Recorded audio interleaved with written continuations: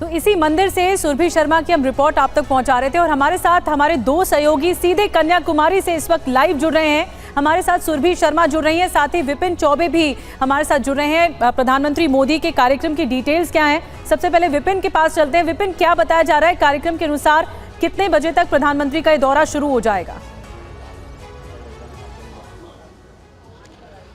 देखिए, आज शाम को तकरीबन निधि 5 से 6 बजे के बीच में प्रधानमंत्री यहां पर आ जाएंगे और अगले 45 घंटे वो यहीं पर रहेंगे। विवेकानंद रॉक मेमोरियल पर वो ध्यान मग्न हो जाएंगे।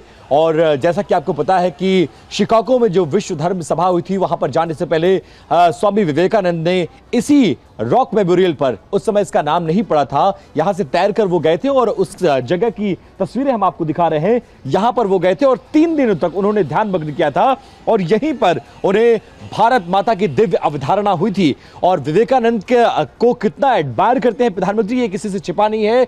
कई मौकों पर प्रधानमंत्री उनका जिक्र करते आए हैं और एक बड़ा संदेश देने की कोशिश। और इसके साथ साथ ये जो विवेकानंद रॉक मेमोरियल आपको नजर आ रहा है, ठीक इसके बगल में आप देखेंगे संत तिरुवल्लुर की मूर्ति है। ये दक्षिण भारत के बहुत महान संत हैं। दक्षिण के इन्हें कबीर भी कहा जाता है। जुलाहा परिवार में इनका जन्म हुआ और मानव धर्म के प्रति बहुत ज्यादा इनमें आस्था रखी गई थी। और आपको बता दें कि सन 2000 में इनकी मूर्ति का ये उद्घाटन हुआ था। लगभग 95 फीट ये ऊंची मूर्ति है और इसका वजन 7000 टन है।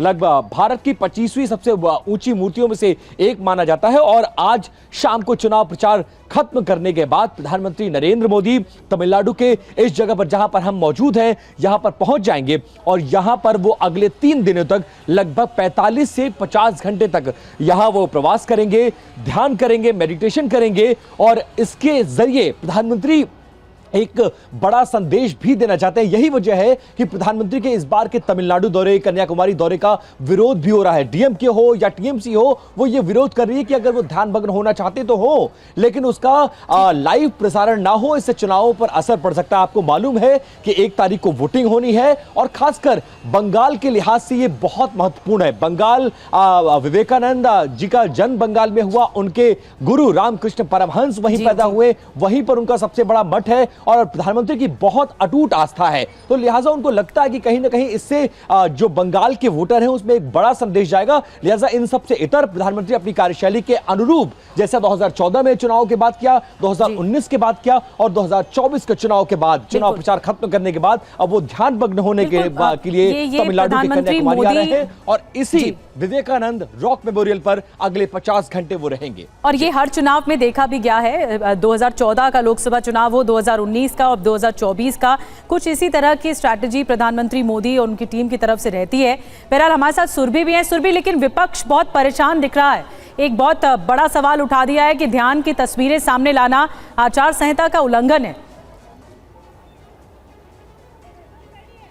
बिल्कुल, और इसी के तहत यहाँ पर भी उसी लिहाज से निधि चर्चा भी की जा रही है कि आखिर प्रधानमंत्री नरेंद्र मोदी अगर मेडिटेशन करने के लिए आते हैं, ध्यान के लिए आते हैं, तो वो तस्वीरें जिस तरीके से सामने आएंगी और उसकी टाइमिंग बहुत ज़्यादा इंपॉर्टेंट हो जाती है क्योंकि अभी चुनाव का आखिरी चरण बाकी है। 1 जून को अभी वोटिंग होनी है और 4 जून से पहले प्रधानमंत्री की कन्याकुमारी में इतने घंटों की मौजूदगी के जरिए, अब आप जानती हैं कि दक्षिण में जिस लिहाज से उन्होंने फोकस किया है और तमिलनाडु की खास तौर पर बात करें तो 19 अप्रैल को पहले चरण के चुनाव से पहले ही प्रधानमंत्री यहाँ पर 7 बार आ चुके हैं। तो अब आप मानिए और अहमियत समझिए इस जगह की कि आखिर किस तरीके से साउथ पर वो फोकस करते आ रहे हैं। तो तमिलनाडु फैक्टर की तो हम यहाँ पर दक्षिण की तो बात करते हैं, लेकिन जिस तरीके से प्रधानमंत्री का बयान आता है ये कहते हुए कि सबसे ज्यादा अगर इस बार हम देखेंगे तो चौंकाने वाले नतीजे पश्चिम बंगाल से सामने आएंगे और आखिरी चरण में पश्चिम बंगाल की 9 सीटों पर जहां पर वोटिंग हो रही है, उन्हीं 9 सीटों पर कब्जा है टीएमसी का। हालांकि यहाँ पर स्वामी विवेकानंद के फैक्टर से अगर हम बात करें तो ये मैं इसलिए भी बोल रही हूँ क्योंकि जिस तरीके से बंगाल में पूरा रोड शो हुआ था तो वो पूरा रूट भी बहुत हिस्टोरिकल रूट था